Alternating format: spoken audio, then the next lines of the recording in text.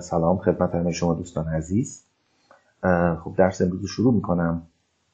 در رابطه با ترند لاین خب صحبت کردیم، نحوه ترید زدن، نحوه رسم کردنش هم توضیح دادم. یه نکته رو اضافه بکنم، این که شما در رسم خطوط ترند لاین هم میتونید فقط بدنه در واقع کندل ها رو بگیرید و هم میتونید سایه ها رو بگیرید. سه حالت داره رسم کردنش. یا اینکه بیایم رسم بکنیم تمام سایه ها رو لحاظ بکنیم، اونطوری که من خدمتتون عرض کردم که این خط سوم که الان من رسم کردم حالا خیلی هم جالب نشد، تمام سایه ها رو، هر تعداد سایه که داشتیم اینها رو لحاظ بکنیم. نحوه دومش مثل خط اسنار هست. ما در رسم در واقع خطوط SNR عرض کردم خدمتتون که اگر یه همچین حالتی داشته باشیم، بدنه رو میگیریم و سایه کوتاه.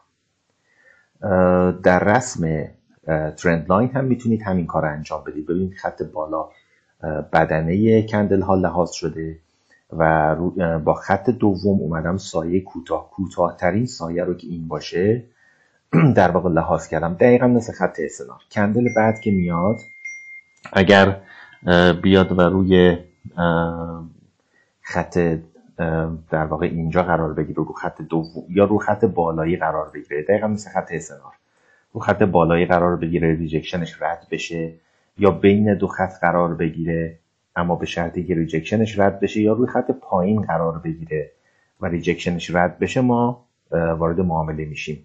دقیقاً زمانی که شما به صورت دو خطی رسم میکنید، خط ترند لاین رو به صورت دو خطی رسم میکنید، در واقع دقیقاً مثل خط اسنار دارید عمل میکنید. به عنوان مثال اینجا ببینید این کندل اومده به رو خط بالا وصل شده، ریجکشنش رد شده، رو کندل بعد وارد معامله میشیم. اینجا این کندل اومده رو خط بالا، ریجکشنش رد نشده، پس من ترید نمیزنم، باید ریجکشنش از این رد بشه بعد بخواید ترید بزنید. میشه ترید زد، منتها خب سیگنال قوی تر اینه که رد بشه کامل، ریجکشنش رد بشه بعد شما ترید بزنید. البته به دلیل اینکه بدنه این کندل از این کندل قرمز قبل خودش بزرگتر هست، میشه ترید بلند مدت زد. اگر بخوام فقط تک کندلی ترید بزنم، ریجکشن این کندل باید رد بشه و تک کندلی در واقع وارد معامله بشم. حتی توی استراتژی سایه ها هم که خدمتتون عرض کردم، اگر کندلی داشته باشیم که سایه داشته باشه، سایه رو بگیریم، بعد در ادامه بازار کندل بیاد تاچ بکنه اینجا رو، ما وارد معامله میشیم و کندل با گپ به این صورت بسته میشه. توی ترند لاین هم شما با استفاده از استراتژی سایه ها میتونید ترید بزنید. یعنی در واقع ما بیایم این سایه رو مثلا به عنوان مثال بگیریم، این سایه رو به عنوان مثال بگیریم، کندل بعد به محضی که میاد تاچ میکنه اینجا میتونید وارد معامله تک کندله بشید. پس با ترند لاین سه حالت میشه معامله کردی که معامله روی سایه ها، همون استراتژی سایه ها. مورد دوم، زمانی که بخوایم تک کندلی ترید بزنیم که این کندل ریجکشنش باید مثل خط اسنار رد بشه کامل، بعد تک کندلی ترید بکنیم. بلند مدت، مورد سوم که بلند مدت بخوایم ترید بکنیم، زمانی که یک کندل بیاد، کندل بعد بدنش از این کندل بزرگتر باشه که بتونیم وارد معامله بلند مدت بشیم.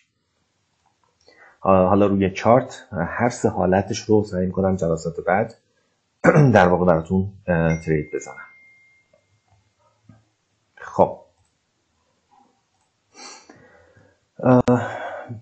در رابطه با فیک بریک اوت، من بارها اعلام کردم که فیک بریک اوت رو ترید نزنید. فیک بریک اوت یعنی اینکه یک کندلی بیاد بالاتر از خط اسنار شما بسته بشه. در این حالت 70% احتمال داره کندل برگرده و 30% احتمال داره کندل به روند خودش ادامه بده. در هر دو حالتش، چه 70 چه 30 رو من ترید نمیزنم و به شما هم عرض کردم که کلا فیک بریک اوت شد ترید نکنید. باز هم یه عده از دوستان اصرار دارن این که ما چجوری میتونیم بفهمیم که فیک بریک اوت شده. حالا دربارش صحبت میکنم، اما همینجا اعلام میکنم که فیک بریک اوت ها رو ترید نزنید. اما روی پول بک، به هر حال شناخت فیک بریک اوت روی پول بک، زمانی که یک تک کندل در واقع میاد خط اسنار رو میشکنه، مهمه. ببینید زمانی که یک روندی میاد خط اسنار شما رو میشکنه که اصلا هیچ صحبتی دربارش نیست و روی پول بکش من اینجا تریدو باز میکنم، اینجا بدون هیچ در واقع ملاحظه‌ای به محض اینکه خط اسنار رو لمس میکنه اینجا تریدو باز میکنم. البته الگوی هد اند شولدرز و حالا یه سری الگوهای دیگه هم که مهمترینش الگوی هد اند شولدرز، اونها رو هم باید در نظر داشته باشید که حتی اگر یک روندی بشکنه اینجا نباید رو پول بک ترید زد، چون دوباره میشکنه میاد پایین میخواد هدو بسازه. با در نظر گرفتن الگو من این رو دارم در رابطه با شرایطی میگم که الگویی وجود نداشته باشه. اگر یک روند خط اسنا رو بشکنه که خب این حرفی درش نیست و رو پول بکش ترید میکنیم.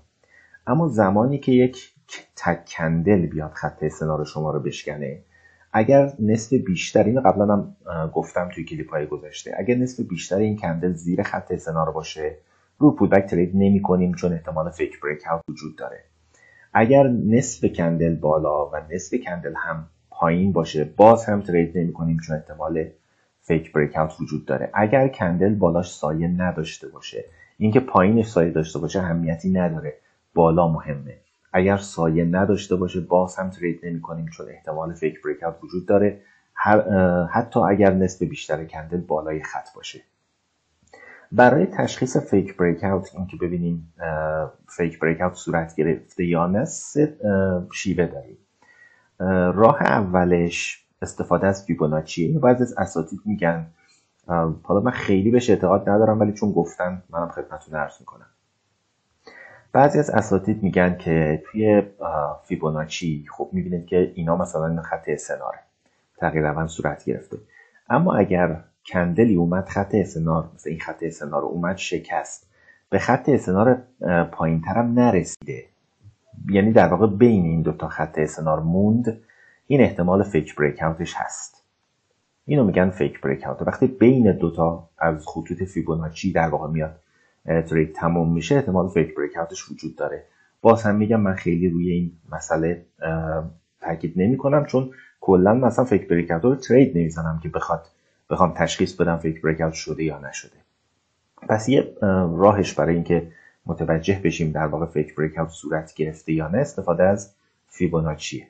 راه دومش اینه که کندلی که ما در واقع بالاتر از خط اسنار بسته میشه و فیک بریک اوت هست، بالاش سایه نداشته باشه. مثل اینجا میدید خط اسنار اینجا بوده که تغییر روندم صورت گرفته، اما اینجا میبینه که رفته بالاتر بعد دوباره برگشته، فیک بریک اوت صورت گرفته.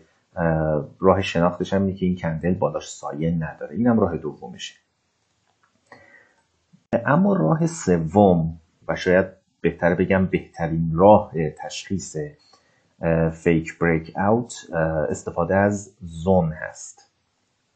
استفاده از زون، حالا ممکنه بایر زون باشه، ممکنه سلر زون باشه. ببینید ما برای رسم خطوط اسنار در واقع بدنه و سایه کوتاه رو لحاظ میکنیم. زمانی که بدنه ها کنار هم دیگه باشن، بدنه و سایه کوتاه رو لحاظ میکنیم برای رسم خطوط اسنار. در ادامه بازار کندل اگر روی خط بالا بین دو خط یا روی خط پایین مثل این قرار بگیره و ریجکشنش از خط اسنار ما رد بشه، خب این نشون دهنده اینه که تغییر روند صورت خواهد گرفت و ما ترید میزنیم. تا اینجا که بحثی راجع به فیک بریک اوت نداریم. اما زمانی که شما میاد مثل اینجا خطوط اسنار رو رسم میکنید، سایه کوتاه رو گرفتید و بدنه، یه سایه بلند هم داریم. شما سایه کوتاه رو گرفتید، سایه بلند هم دارید. شما سایه بلند رو میتونید به عنوان زون رسم بکنید. بعضی از تریدرهای حالا بزرگ دنیا مثل آقای تیلور رو اگر کلیپاشو توی یوتیوب ببینید، همیشه خط اسنارش معمولا خط اسنارش 3 خطیه. خیلی از دوستان سوال میکنن که این چرا 3 تا خط میکشه. در واقع 2 خط بالا خط اسنار و خط سوم که این پایینه زون هست. خب از زون من در 2 حالت میتونم استفاده کنم. یکی همون استراتژی سایه هاست که کندل که میاد تاچ میکنه، اینجا رو ببینید اینجا تاچ کرده، من تریدو اینجا بر اساس سایه ها میتونم بزنم، یا کلا میتونم ثبت بکنم که اینجا روی خط اسنار ترید بکنم. این 2 حالت دارم اینجا برای ترید زدن. اما اینجا راجع به استراتژی سایه ها من صحبت نمی‌کنم، میخوام راجع به زون صحبت بکنم. اگر کندلی خط اسنار شما رو شکست مثل این کندل، اما زون رو نشکست. یعنی پایین تر از زون بسته نشد. سنار شما رو شکست مثل این کندل، اما زون رو نشکست. یعنی پایین تر از زون بسته نشد. اینجا 70% احتمال تغییر روند و 30% احتمال ادامه روند وجود داره. در واقع این فیک بریک اوت هست. پس اگر خط اسناد شما رو شکست اما زون رو نشکست، این احتمال فیک بریک اوتش هست. اما اگر کندلی اومد خط اسناد رو شکست، زون رو هم شکست مثل این، حتما شما روی کندل باید ترید بزنید. این ادامه روند، یعنی دیگه خط شکسته شده و روند نزولی ادامه پیدا خواهد کرد. پس راه سوم شاید میشه گفت قوی ترین راه برای شناخت در واقع فیک بریک اوت استفاده از زون هست. حالا اینو هم سعی می‌کنم روی چارت بهتون نشون بدم. خب نکته مهمی که میخوام خدمتتون عرض کنم در رابطه با مواردی هست که خیلی از دوستان پیام میدن و میگن که ما نتیجه نگرفتیم هنوز. اولا اینکه خدمتتون عرض بکنم که خود من حدود 1 سال فقط ضرر میدادم. یعنی حدود 1 سال اولی که با این بازار آشنا شدم، شروع به کار کردم، هیچ نتیجه‌ای نگرفتم. اما همیشه امیدوار بودم که با تکرار و تمرین زیاد بتونم بالاخره نتیجه بگیرم. بنابراین اگر 2 ماه، 3 ماه، 6 ماه، 7 ماه این بازار تازه شروع کردید، انتظار این که به این زودی حرفه‌ای بشید انتظار بیجاییه. تمرین و تکرار و تجربه زیادی میخواد. قبلا هم خدمتتون عرض کردم، الانم بهتون میگم، شما فقط باید یاد بگیرید، مباحث رو باید یاد بگیرید، اما تکرار و تمرین و کسب تجربه باعث میشه که شما توی این بازار موفق بشید.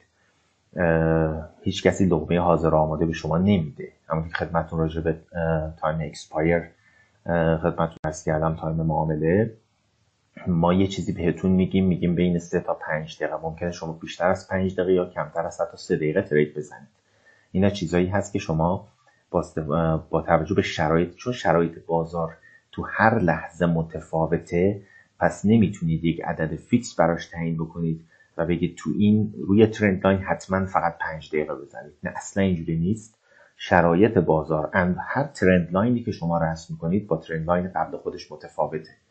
شرایطشون متفاوته و شما تو اون لحظه باید تصمیم بگیرید که تریدتون چند دقیقه‌ای باشه. بنابراین اینا چیزایی که با تجربه هر کسی خودش به دست میاره و تجربه رو نمیشه منتقد کرد. اما به هر حال باید استراتژی ها رو یاد بگیرید، مباحث رو باید یاد بگیرید. ما هم همین راهو رفتیم. من دقیقاً دارم راهی که بهتون میگم که رفتم و دارم خدمتتون عرض میکنم.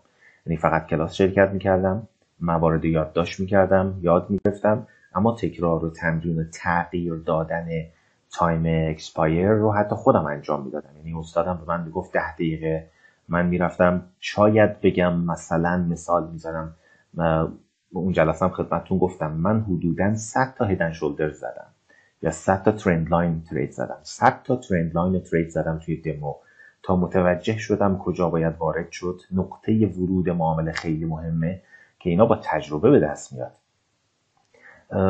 بنابراین اگر با تنبلی میخواید تو این بازار به نتیجه برسید، هیچ وقت به نتیجه نمیرسید.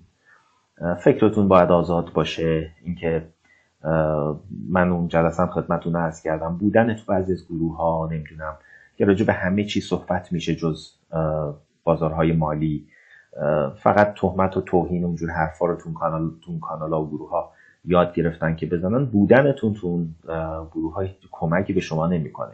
همین الان با خودتون فکر بکنید چند وقته تو فلان گروه عضو هستین، مثلا 6 ماه. خب تو این 6 ماه از اون گروه به شما چی رسیده؟ یعنی اگر برگردید نگاه بکنید میبینید فقط وقتتون تلف کردید. بنابراین خارج شید از اون گروه یا از اون کانال خارج بشید. اون روزی که از دوستان میگفت که خب مثلا فلانی پشت سر شما این حرف زده، چرا جوابشو نمیدی؟ این یکی از مهمترین نکاتی که یک تریدر باید رعایت بکنه اینه که آرامش فکری داشته باشه. خیلی مهمه. زمانی که استرس دارید یا عصبانی هستید پای چارت نشینید. حتی اگر کل اون روز رو از دست بدید بهتره تا اینکه ضرر بکنید. پس یه آرامش فکری واسه خودتون ایجاد بکنید. محیطی که توش ترید میزنید نباید شلوغ باشه. شما باید توی محیط آروم گوشی تلفن همراهتون حتی خاموش کنید، تمرکز داشته باشید. اگر میتونید موسیقی باشه که بتونه آرامش بهتون بده. خیلی مهمه به هر حال آرامش فکری زمان ترید زدن بسیار اهمیت داره. اما علاوه بر اینها یه سری موارد رو هم باید رعایت بکنید. مورد اول بهترین ساعت ترید زدنه. خب تقریبا بهترین ساعت ترید زدن فیکسی نداریم که بگیم هر روز فلان ساعت میشه ترید زد. اما نرم افزاری هست به نام نرم افزار FX Now که شما از گوگل پلی یا اپل استور میتونید دانلودش بکنید. محیطش به این صورته که میاد به شما بست تایم رو، یعنی بهترین تایم ترید زدن رو بهتون نشون میده. اینجا تو این قسمت در واقع همپوشانی بازار توکیو و سیدنی بوده که اگر این فلش که اینجا قرار داره، به هر حال اینجا همپوشانی این دوتا با هم دیگه هست، بد نیست زمان ترید زدنش. اما بهترین تایم ترید زدن این قسمت، یعنی همپوشانی بازار لندن و نیویورک. زمانی که این دوتا با هم دیگه در واقع همپوشانی دارن، زمانی که این فلش برسه به اینجا، از اینجا به بعد شما تا این قسمت فرصت دارید. در واقع بهترین تایم برای ترید زدن هست که تایم رو هم براتون اعلام میکنه. بهترین تایم چه زمانی هست، حتی بهتون میگه که چقدر مونده تا این فلش برسه اینجا. باز هم طبق تجربه خدمتتون عرض میکنم که به محضی که این فلش رسید به این قسمت ترید نزنید، اجازه بدید بیاد این اواسط در واقع این در واقع خط قرمز قرار بگیره، بعد ترید بکنید. در واقع محل ترید زدن شما باید از اینجا باشه تا اینجا، یعنی تو این ناحیه، تو این تایم ترید بزنید. تو این قسمت آخرش هم مجددا بازار از اون حالتش خارج میشه. اما صرفاً تایمی که این نرم افزار داره به شما نشون میده باز هم ملاک نیست، برای اینکه حتما تو این تایم دیگه بهترین تایم ترید زدن هست. اخبار رو حتما چک بکنید و از همه مهمتر جدا از این تایم و جدا از اخبار چک کردن بازاره که من توی یک کلیپ خدمتتون عرض کردم. بازار باید چه شرایطی داشته باشه برای ترید زدن. خیلی خلاصه خدمتتون بگم که کندل ها روی 5 ثانیه میذاشتیم، شرایطش رو نگاه میکردیم، سایه بلند نداشته باشه، بازار ساید نباشه و اینکه حرکت خود کندل ها، اگر تو تایم فریم مثلا 5 دقیقه میبینید کندل ها مثل تایم فریم 1 دقیقه دارن حرکت میکنن، حرکت های جهشی یهو بالا میره یهو میاد پایین، این نشون میده که شرایط بازار اصلا مساعد نیست. مورد چهارم استراتژیه که خب استراتژی هایی که بلدید، حالا پول بک، نمیتونم با استفاده از خط استنار، با استفاده از ترند لاین، استراتژی سایه ها و استراتژی مختلف. اما مورد پنجم که از اهمیت خیلی زیادی برخورداره مدیریت مالی هست. مدیریت سرمایه در حین ترید زدن یه چیزه، مدیریت سرمایه یک ماهه یا یک هفته، یک برنامه مالی یک ماهه یا حتی 6 ماهه، 7 ماه هم چیز دیگه است. مدیریت مالی حین ترید زدن، خب اینا همش بستگی به مبلغی داره که شما توی بروکر دارید، یعنی مبلغ سرمایه‌ای که دارید، پشتوانه مالی که دارید و قدرت ریسک پذیریتون. مثال میزنم، اگر کسی به عنوان مثال $10 توی بازار داره، ترید هاش باید 1 تا نهایتا $2 باشه. یعنی کسی که $10 داره و مبتدی هست نمیاد $5 بذاره، بین 10 تا $2. ترید دوم باید بیاد با سود این بزنه، یعنی اگر اینجا $1 رو مثلا 80 سنت سود میکنه، ترید دومش رو با $1.80 میزنه، یعنی $10 سر جاش باشه. خب تعداد ترید بستگی به شما داره، ممکنه کسی 3 تا ترید بتونه بزنه، ممکنه 5 تا، ممکنه بیشتر. اما ترید اول از اهمیت خیلی زیادی برخورداره. اگر ترید اولتون ضرر شد، تا چند ساعت ترید نکنید، چون حس انتقام، برای اینکه انتقام بگیرید از بازار، مبلغ از دست رفته رو دوباره برگردونید، باعث میشه که ترید های بعدی هم با ضرر بسته بشه. پس ترید اول اهمیت خیلی زیادی داره. اگه ترید اولتون سود شد، میریم سراغ ترید دوم. ترید دوم اگر ضرر شد، میتونید ترید سوم رو بزنید، چون ترید اولتون سود شده. ترید اول خیلی مهمه چون با سرمایه‌تون دارید میزنید. اما از ترید دوم سوم به بعد، چون با سودش دارید ترید میزنید، در واقع حالا استرس کمتری دارید، حتی اگه ضرر شد شما مبلغتون سر جاش هست. اینا چون این سری مسائل شخصی هست، بستگی به شما داره. این در واقع این مباحثی که الان خدمتتون عرض کردم مدیریت مالی حین ترید زدن هست. در حین ترید زدن باید از این استفاده کنید. مارتینگل به هیچ عنوان نکنید. مارتینگل اصلا از پای و اساس اشتباست. میگن شما اگر مثلا $10 رو یه ترید $2 زدی ضرر شد، ترید بعدی رو $4 بزن که این ضرر جبران بشه. شما از کجا معلوم که ترید دوم هم سود بشه که شما بخواید جبران بکنید؟ ممکنه اینم ضرر بشه، اونجا 3 برابر ضرر کردی. پس مارتینگل به هیچ عنوان نکنید. مارتینگل کلا کار اشتباهیه. هیچ تریدر حرفه‌ای مارتینگل رو قبول نداره. مدیریت مالی حین ترید زدن، پس اینکه شما سعی بکنید ترید هاتون رو با توجه به سرمایه‌تون، اگر کسی $100 توی در واقع حسابش داره میتونه ترید $10 بزنه. اگر $1000 داره میتونه ترید $100 بزنه. اگه $10 داره ترید 1 تا نهایتا $2 باید بزنه. تریدا نباید بیشتر بشه و سعی کنید از ترید اول، تریدای دوم سوم بیاید با سودتون بزنید و جوری باشه که شما اگر به عنوان مثال 5 تا ترید در روز میخواید بزنید، حتی اگر 3 ترید هم ضرر شد و 2 تریدتون سود شد، شما با سود بیاید بیرون. حتی اگه شده با 5 سنت سود، به هر حال باید با سود بیاید بیرون. امکانش هست. با یه مدیریت مالی خوب میشه این کار انجام داد. اما برنامه مالی حین ترید زدن یه چیزی هست. منتها شما باید یه برنامه مالی، یه جدول مالی هم برای خودتون طراحی بکنید. این مدیریت مالی رو کسی نمیتونه به شما بده. شما باید خودتون برای خودتون طراحی کنید. هر کسی با توجه به توانایی‌های خودش، با توجه به قدرت ریسک پذیری خودش، با توجه به سرمایه‌ای که داره، با توجه به تعداد تریدی که میتونه بزنه، باید بیاد یه برنامه مالی مختص خودش در واقع تعریف بکنه و ایجاد بکنه. یک برنامه مالی 20 روزه، چون شنبه یک شنبه ترید نمیزنید، زبانش یه ماهه، یه برنامه مالی 20 روزه برای خودتون طراحی بکنید. بدترین حالت ممکن رو باید درش در نظر بگیرید. به عنوان مثال بگید من روزی 5 ترید میزنم، سرمایه‌ام مثلا $10. بعد از 5 ترید من باید مثلا سرمایه من برسه به $15، $5 سود کنم. تارگت شما چند دلاره؟ $5. این 5 تا ترید، شما 5 تا ترید فرصت دارید بزنید. اگر تو ترید دوم به این $5 رسیدید، دیگه کلا ترید نمی کنیم، چون من تارگتم رو رسیدم. طمع نکنید که بیاید 3 تا ترید دیگه باقی مونده رو بزنید. اگر تو ترید چهارم رسیدید، ترید پنجم رسیدید، هر زمانی که 5 تا ترید فرصت دارید این کارو بکنید. هر زمانی که 5 ترید $5 در واقع به $5 رسیدیم، اون روز دیگه ترید نمی کنیم. فردا خب یه مقدارشو بردارید، مثلا من میام $12 رو برمیدارم، یا بهتره $2 رو برمیدارم، $13 باقی میمونه. فردا با $13 تارگتمو میذارم مثلا روی $8. مثال میزنم. اینا رو شما خودتون با توجه به توانایی خودتون باید بشینید طراحی کنید.